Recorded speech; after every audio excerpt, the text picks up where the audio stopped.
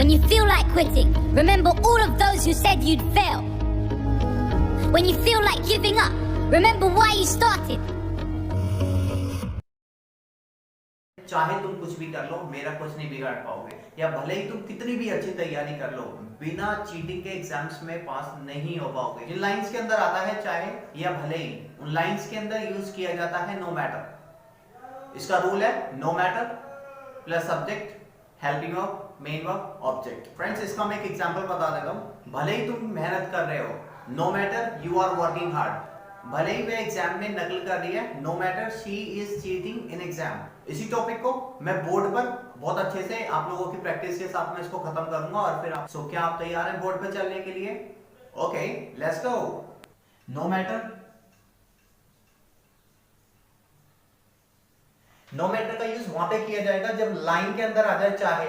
जैसे चाहे तुम कुछ भी कर लो, मेरे घर तक नहीं पहुंच पाओगे। चाहे तुम कितनी भी प्लानिंग कर लो, देश को तबाह नहीं कर पाओगे। चाहे तुम कितनी भी कोशिश कर लो, बिना नकल करे एग्जाम्स में पास नहीं हो पाओगे। जिन लाइंस के अंदर आ जाएगा चाहे, वहां पे लगेगा नो मैटर।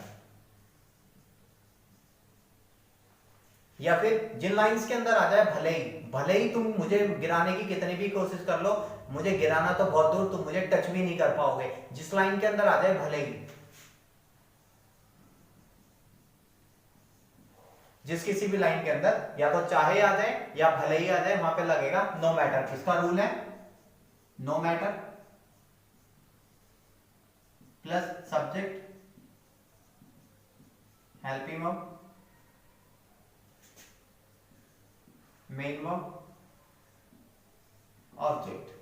ये इसकी आईडी है, यानी इसकी जो पहचान होगी जब लाइन के अंदर आ जाएगा चाहे या भले ही, तो वहां पे लगेगा नो मैटर। ये हमारा टॉपिक है, ये इसकी आईडी हो गई, और ये हमारा रूल को हम लोग स्ट्रक्चर भी बोल सकते हैं।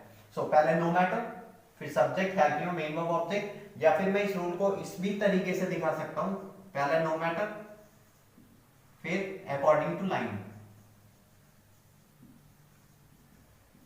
यानी जैसी लाइन होगी हम उसको उसी तरीके से ही फॉर्म करेंगे। इसका एग्जांपल है, भले ही वह आज घर आ रहा है। एक नेक्स्ट और लास्ट एग्जांपल, चाहे वह खेलने की कोशिश कर रहा था।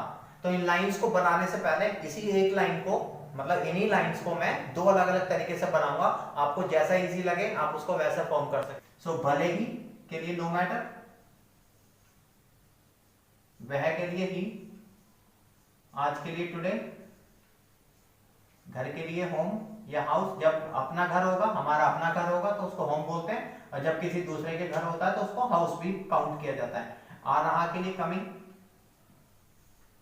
और है के लिए इज। सिंपल। अभी मैंने लाइन नहीं बनाई है, सिर्फ ये बताया कि इन वर्ड्स को बोलते क्या है। पहले भले ही के लिए नो मैटर, उसके बाद सब्जेक्ट लगेगा ही, फिर पीछे से स्टार्ट करेंगे, is coming home today. Very easy to understand. Next line को बना के देखते हैं। चाहे को पहले नो मैटर, और फिर उसके बाद इन वर्ड्स की स्पेलिंग लिख लेते हैं, इन वर्ड्स की मीनिंग लिख लेते हैं। ही, खेलने को प्ले, की को टू, कोशिश कर रहे को ट्राइंग, TRYING। उसके बाद था है तो वो आ जाएगा। सो नो मैटर स्टार्टिंग में आ जाएगा, फिर उसके बाद ही, अब पीछे से स्टार्ट करेंगे, was trying to play. So guys, very easy to understand.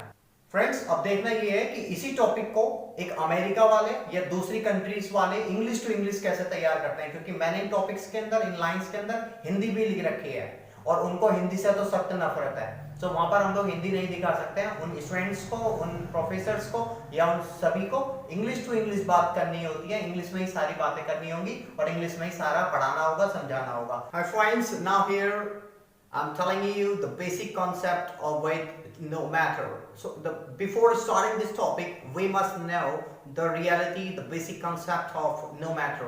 Why do we use no matter? No matter is being used for where we use whatever you want to say, whatever you want to do. So at the place of these words, we can say the no matter.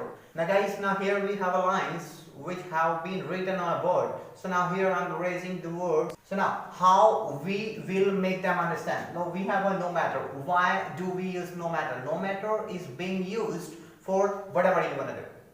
You may do. You are free to do anything. So in that case, where we do the warning of someone else, where we want to someone, it is called no matter. I don't care, no problem, I'm very happy, whatever you do, you are free to do. So now here I have no any problem with you, so you are free to do anything. In that case, where we have to use no matter. So now first we have to use no matter, then you're according to line. It means first we have to use no matter, then subject, helping verb, main verb, and object. So now here, if I use with another way, so first we have to use no matter, and then you're according to line. Friends, now here I have done my topic. So keep watching these kind of the videos and just keep on liking. Thanks for joining me. Bye bye for now.